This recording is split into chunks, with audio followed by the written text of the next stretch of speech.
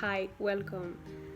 This is what we're going to paint, and I thought it would be a good idea for me to talk about some stuff that I have realized as we paint. So, let's do that. Um, so, recently I've come to realize that I'm very much like a jack of all trades, master of none type of person. I don't mean that in a braggy way. I just mean that in the sense that, like, doing one skill for the rest of my life seems quite daunting. Elizabeth Gilbert, she has a very excellent podcast, which I'm gonna link down below. But in the podcast, she talks about how she has this theory, right?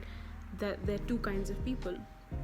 You have the jackhammers and you have the hummingbirds, and the jackhammers are the people who we see in the media, the ones who have this one skill that they wanted ever since they were a child, and then they spend the rest of their life working towards it. And then you have the hummingbirds. These are the people who don't really have that thing, and so they spend their whole life trying things, moving from tree to tree, in the process cross-pollinating the entire world and building for themselves what she describes as a very rich and complex life.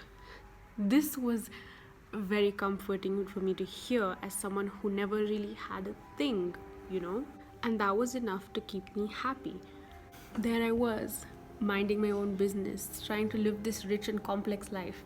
And then two things happened. The first thing is a little voice inside my head said, "Hey, did you ever think that maybe you don't want to be an expert at things because you can't stand being bad at anything?" And then the second thing was this graph.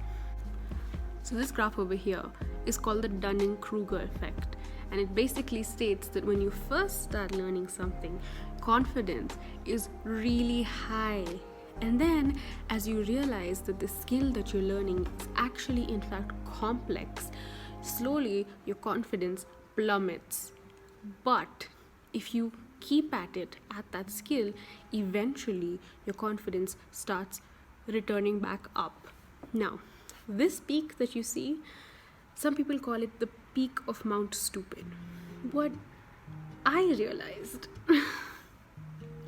was that I have climbed many a peak of this so-called mountain.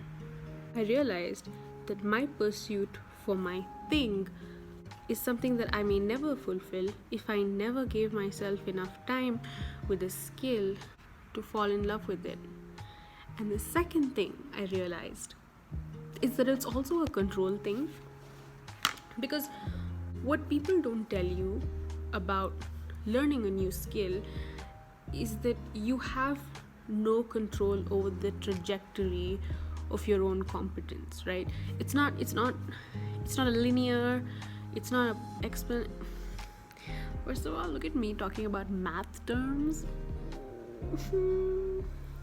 But my point is that it's extremely scary when you start a skill and you commit to it and you don't know the trajectory of your own competence, and like people very visibly seeing you struggle with it. I feel like right now I'm on the brink of something new, and it's scary.